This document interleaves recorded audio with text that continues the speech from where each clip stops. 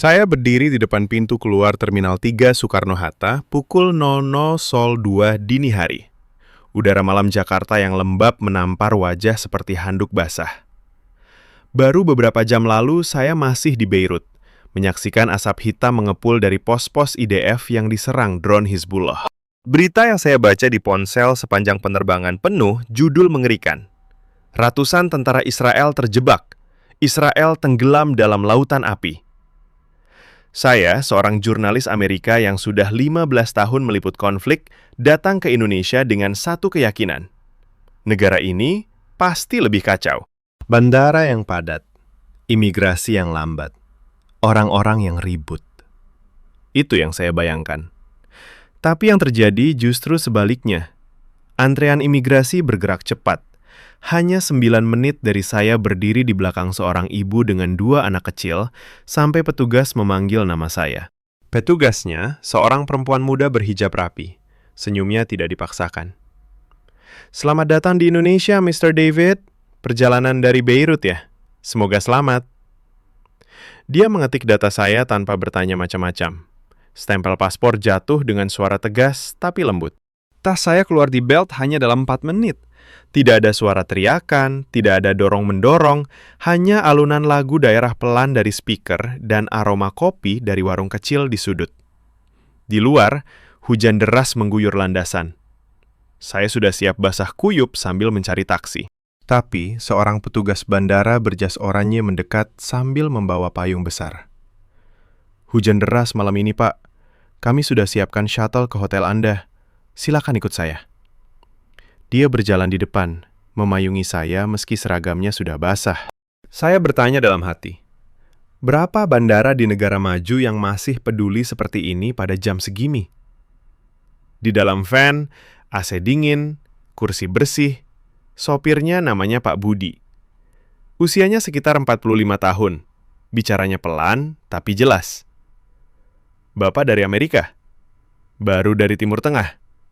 Wah, berat ya beritanya. Di sini kami doakan semoga damai secepatnya. Dia tidak bertanya lebih dalam, hanya menyalakan radio pelan. Berita lokal sedang membahas banjir di beberapa daerah, tapi nada penyiarnya tenang, solutif. Bukan seperti stasiun TV saya di rumah yang suka membesar-besarkan setiap masalah jadi bencana dunia. Saya memandang keluar jendela. Lampu-lampu Jakarta berkelap-kelip meski hujan deras. Jalan tol yang kami lalui mulus. Tidak ada lubang menganga seperti yang sering saya lihat di negara berkembang lain. Sesekali ada petugas patroli jalan raya berhenti di bahu jalan, memasang rambu pengalihan. Mereka bekerja tanpa teriak-teriak, tanpa sirene berlebihan. Hanya lampu senter dan gerakan tangan yang tegas. Saya ingat lagi video-video yang beredar. Tentara IDF yang terjebak di lembah-lembah Lebanon Selatan, drone Hizbullah menyala seperti bola api di malam hari. Ratusan orang, kata beberapa laporan. Saya pernah melihat langsung bagaimana perang membuat orang kehilangan akal sehat. Tapi di sini, di tengah hujan yang seharusnya membuat segalanya macet total, Jakarta masih berdenyut. Mobil-mobil merayap pelan, tapi tidak ada klakson membabi buta. Beberapa pengendara motor bahkan berhenti membantu mobil yang mogok, mendorong bersama di bawah guyuran air. Pak Budi berhenti di sebuah pom bensin. Bapak mau kopi? Gratis dari bandara. Saya mengangguk. Dia turun, membeli 2 gelas kopi panas dan sepotong roti. Ini Pak, biar tidak ngantuk. Hotelnya masih 40 menit lagi karena hujan. Saya pegang gelas itu. Hangatnya merambat ke telapak tangan yang selama ini dingin karena terlalu lama melihat kekerasan di layar. Di hotel, resepsionis sudah menunggu. Kamar saya di lantai 12 langsung siap. Handuk hangat, air mineral, bahkan ada catatan tulis tangan. Semoga istirahat nyenyak setelah perjalanan jauh. Besok pagi sarapan sudah termasuk. Saya duduk di tepi tempat tidur, melepas sepatu yang masih basah. Jam menunjukkan pukul 1.35. Hanya 2 jam sejak mendarat, dan sudah begitu banyak hal kecil yang bertolak belakang dengan prasangka saya. Saya buka laptop, ingin menulis catatan pertama. Tapi jari saya berhenti di atas keyboard. Berita terbaru dari perbatasan Lebanon muncul di layar. Serangan balasan, korban bertambah, api semakin besar.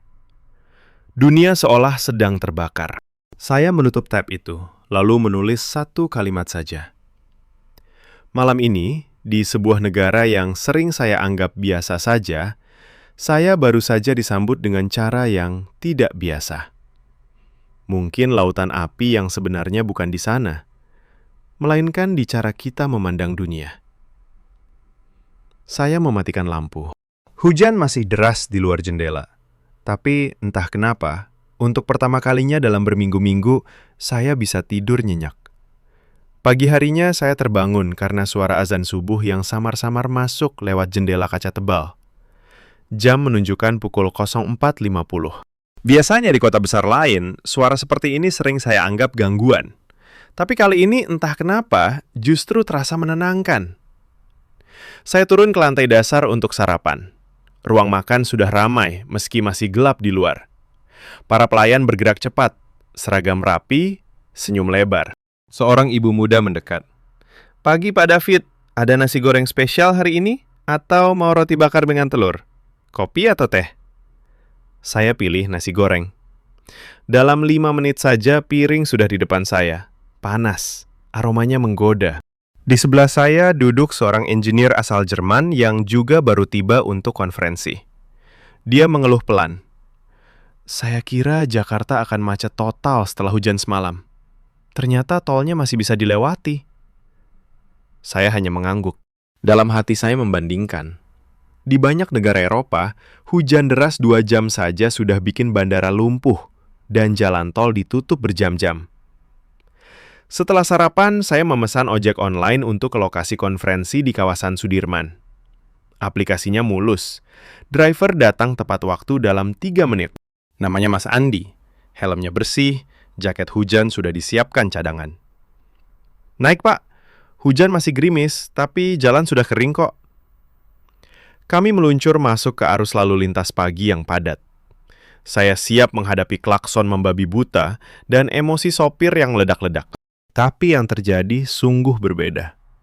Di depan kami ada sebuah mobil pick-up mogok tepat di tengah underpass. Biasanya saya bayangkan akan terjadi kemacetan panjang, orang-orang turun sambil memaki. Tapi tidak. Dalam hitungan detik, 3 motor di belakang kami berhenti. Sopir-sopirnya turun, mendorong mobil itu ke bahu jalan sambil tertawa kecil. Seorang bapak dari mobil di sebelah bahkan keluar membawa dongkrak. "Geser sedikit mas, biar tidak menghalangi," katanya ramah. Mas Andi ikut turun membantu. Saya ikut-ikutan. Tangan saya kotor oli. Tapi anehnya terasa ringan. Dalam 10 menit, jalur sudah bersih lagi. Tidak ada polisi yang datang marah-marah. Tidak ada yang merekam untuk viral. Hanya kerjasama biasa. Mas Andi kembali naik sambil menyekat tangan.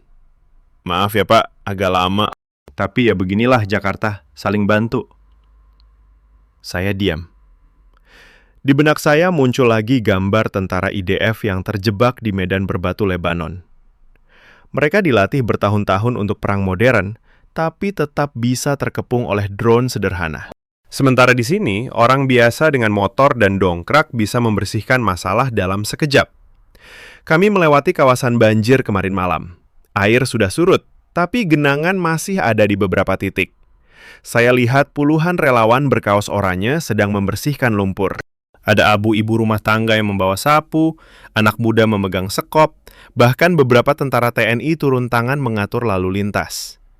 Seorang perwira muda berdiri di tengah jalan, suaranya tegas tapi sopan. "Yang ke kiri dialihkan dulu ya Bu, biar ambulans bisa lewat."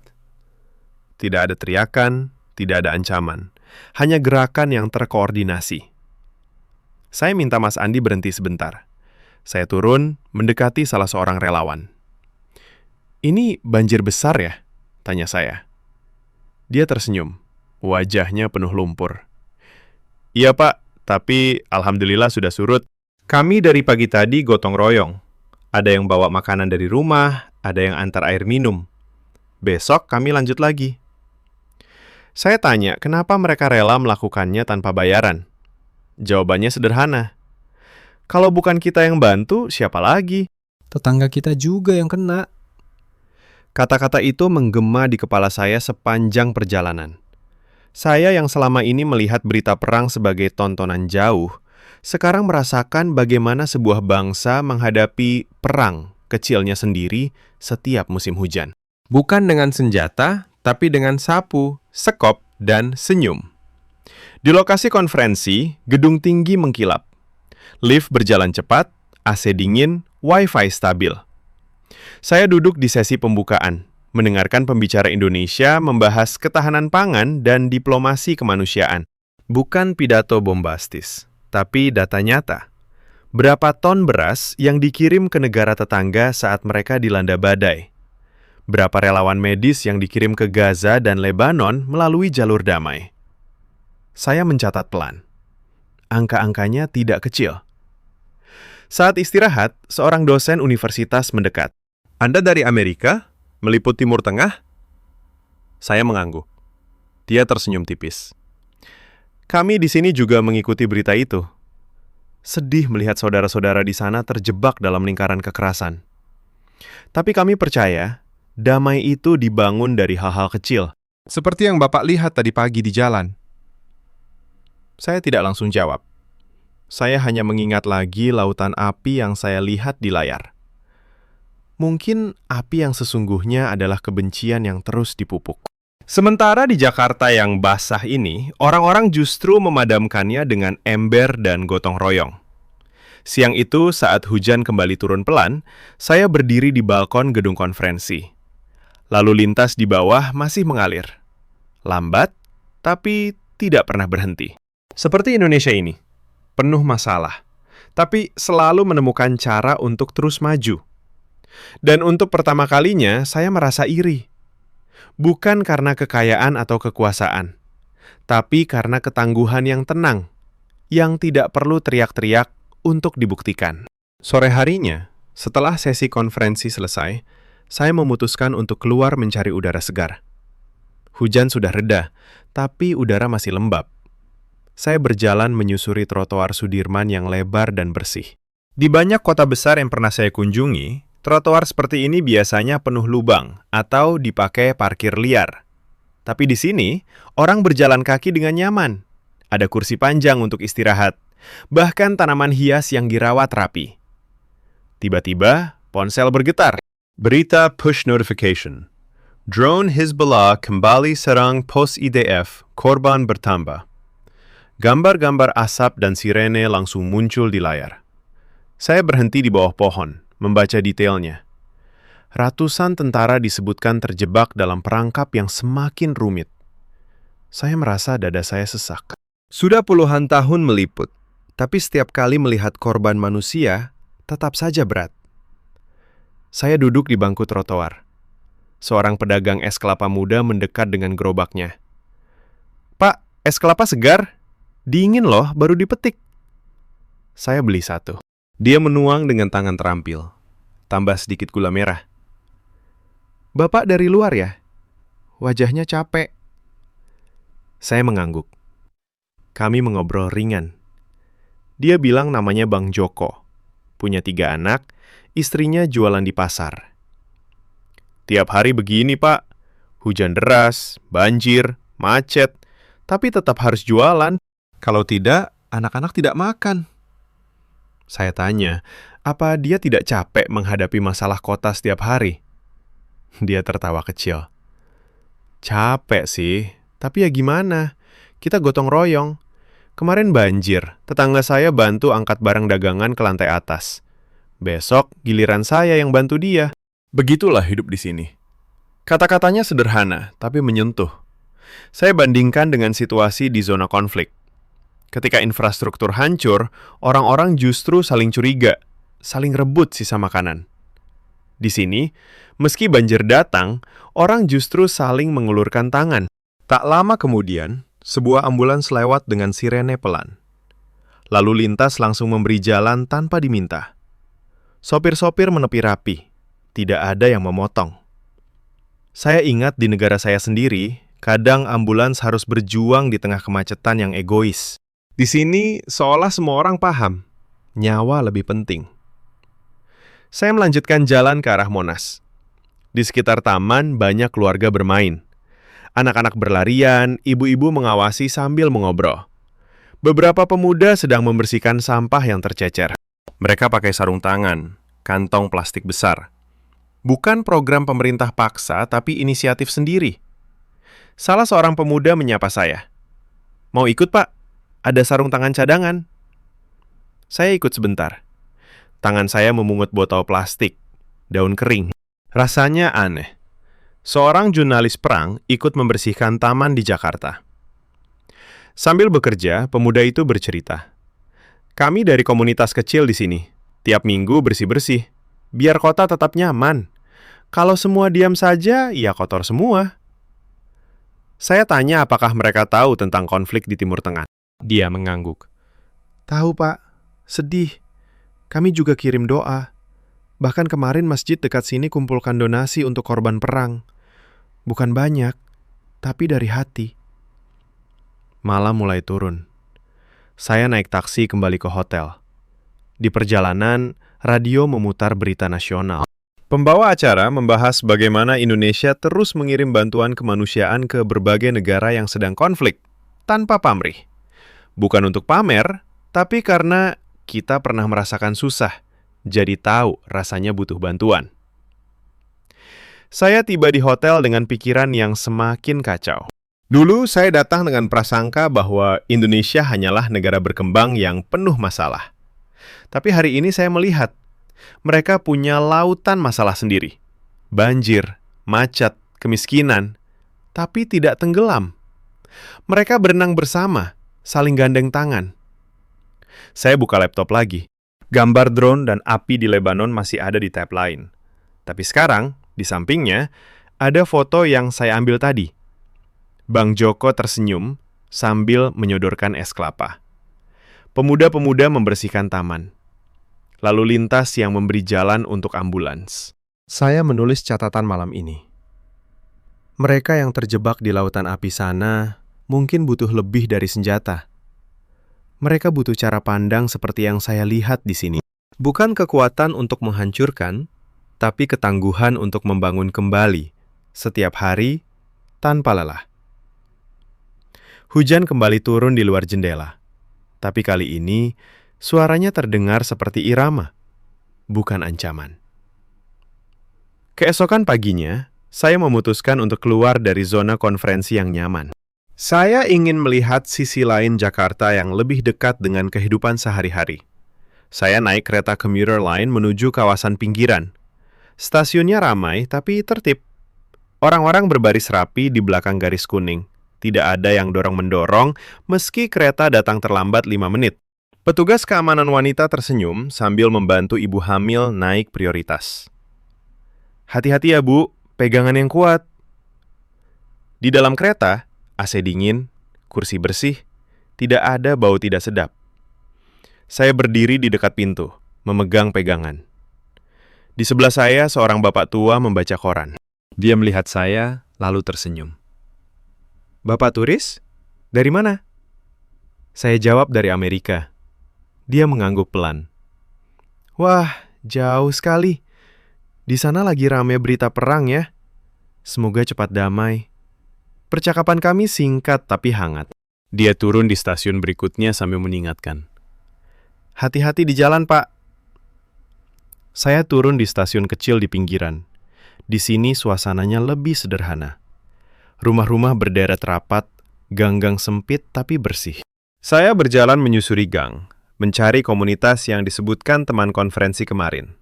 Sebuah posko kemanusiaan kecil yang mengumpulkan bantuan untuk korban konflik di berbagai negara. Posko itu ternyata sebuah rumah biasa yang halamannya diubah jadi gudang kecil. Di depan pintu ada spanduk sederhana. Peduli sesama. Donasi untuk Palestina, Lebanon, dan daerah bencana Indonesia. Beberapa ibu-ibu sedang menyortir barang.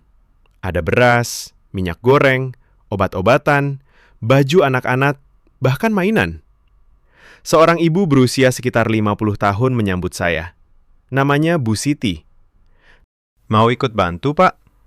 Tidak usah repot, cukup duduk saja sambil ngobrol. Saya ikut duduk di bangku kayu. Mereka bekerja sambil bercerita. Kami kumpulkan dari tetangga setiap Jumat. Yang kaya kasih lebih, yang pas-pasan kasih sedikit. Semua dicatat rapi. Bu Siti menunjuk buku catatan tebal. Kolongnya rapi. Nama donatur, barang, tanggal. Minggu lalu kami kirim kontainer ke Gaza lewat jalur resmi. Bulan ini rencana ke Lebanon. Bukan banyak, tapi setidaknya ada yang sampai. Saya bertanya kenapa mereka peduli dengan konflik yang begitu jauh. Bu Siti tersenyum sambil melipat baju. Kami juga pernah dijajah, Pak. Pernah susah. Jadi tahu rasanya ketika dunia diam saja. Lagian, agama kami ajarkan tolong-menolong tanpa pandang bulu. Di sudut ruangan, ada televisi kecil menyala. Berita sedang menayangkan footage drone Hizbullah menyerang pos Israel. Suara ledakan terdengar. Para ibu diam sejenak. Lalu salah seorang berkata pelan, "Kasihan anak-anak di sana. Semoga Allah lindungi mereka semua." Tidak ada kebencian di suara itu. Hanya empati murni. Saya merasa tenggorokan saya tercekat. Saya yang datang dari negara yang sering terlibat dalam konflik global, merasa malu.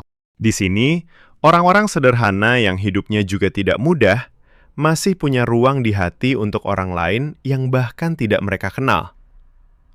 Siang harinya, sebuah truk kecil datang. Relawan muda memuat kardus-kardus ke bak truk dengan tertib. Tidak ada yang terburu-buru, tapi gerakannya efisien. Seorang pemuda bernama Rian menjelaskan, "Kami koordinasi dengan PMI dan Kementerian Luar Negeri. Semua lewat jalur resmi supaya sampai dengan selamat." Saya membantu mengangkat satu kardus. Beratnya penuh beras dan obat. Di kardus itu tertulis tangan. Dari tetangga RW 05 Jakarta untuk saudara di Lebanon. Semoga damai segera pulih.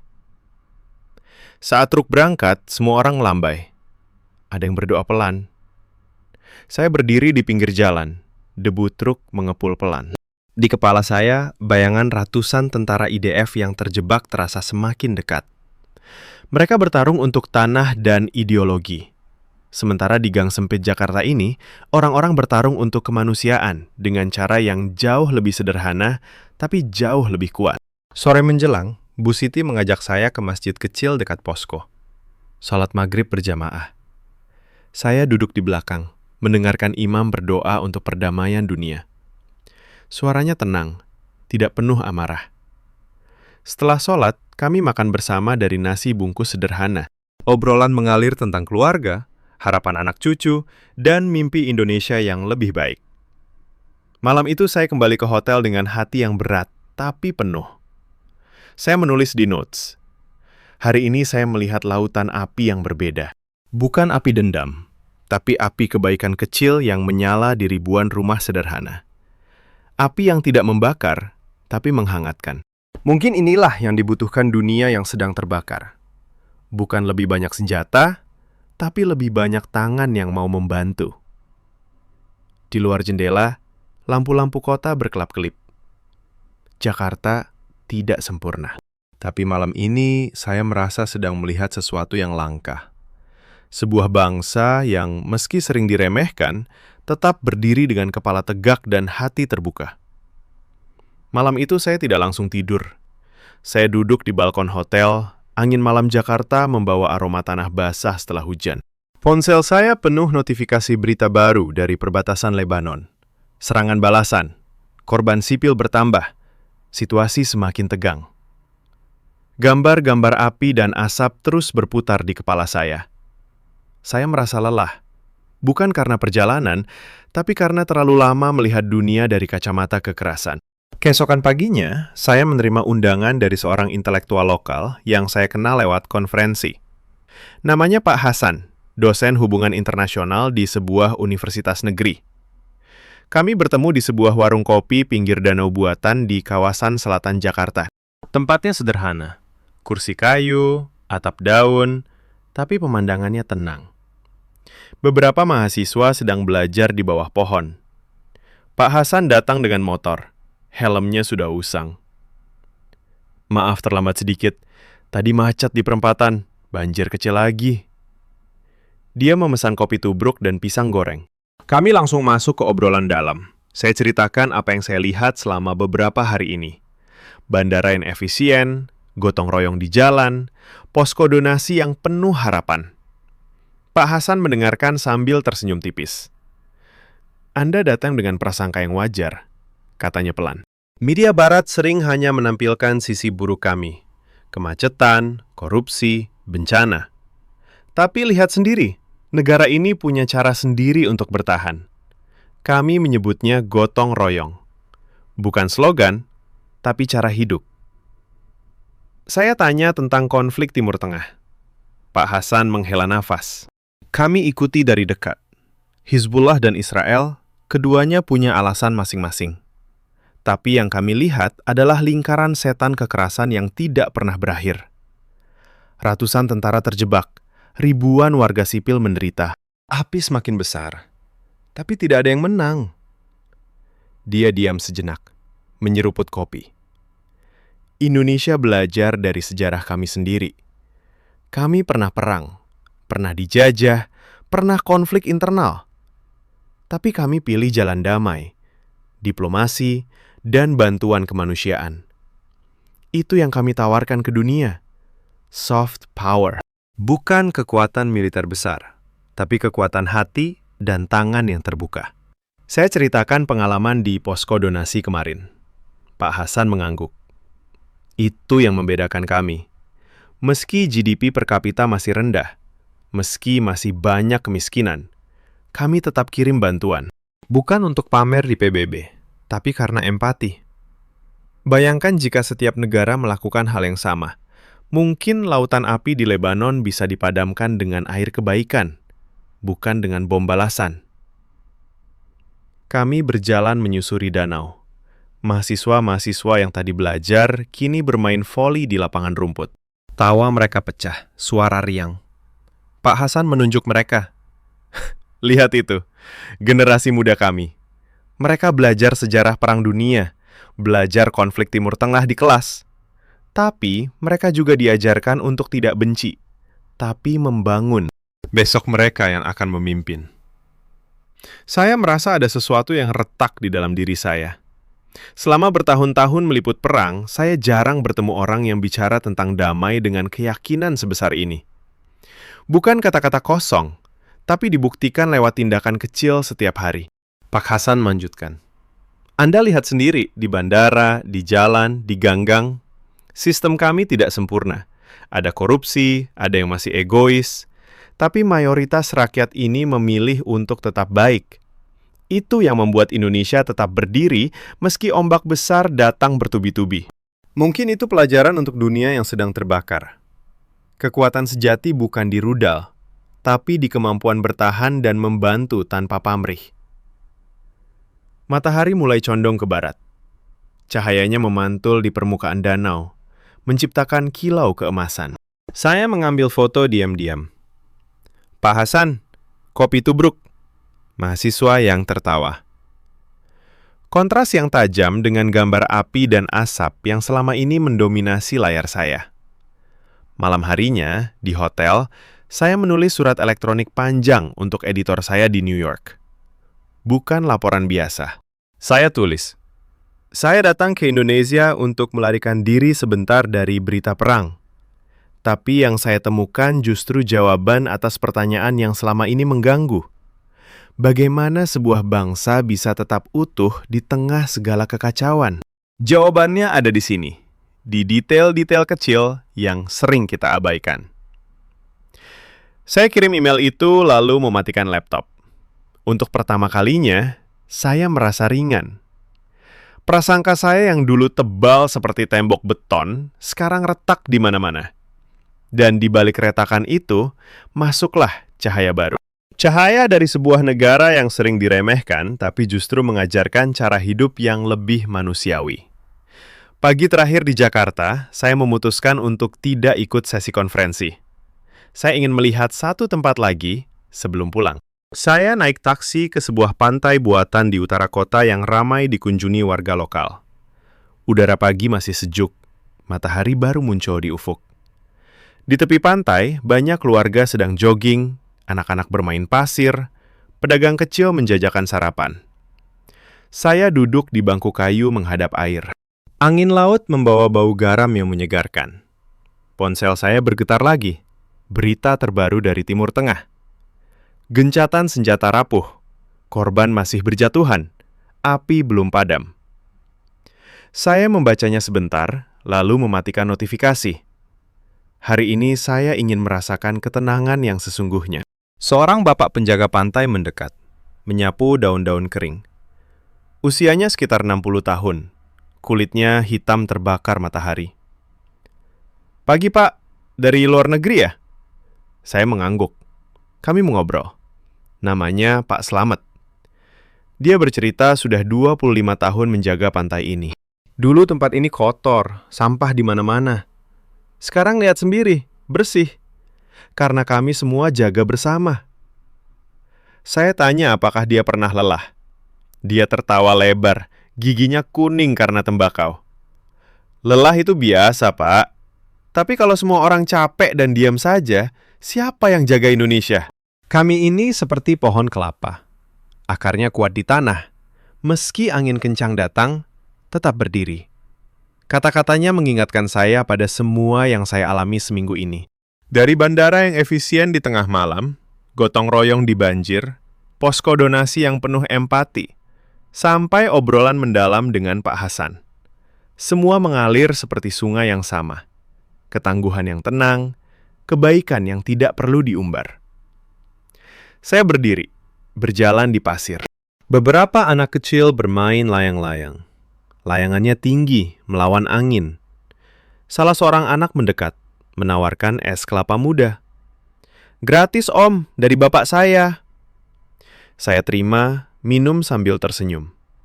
Rasa manisnya menyentuh hati yang selama ini keras karena terlalu banyak melihat penderitaan. Di kejauhan, kapal-kapal nelayan melintas pelan. Radio kecil di warung pantai memutar lagu daerah yang lembut. Tidak ada berita perang yang memekakkan telinga. Hanya suara ombak, tawa anak, dan sapuan sapu Pak Slamet yang ritmis. Saya mengambil notes terakhir.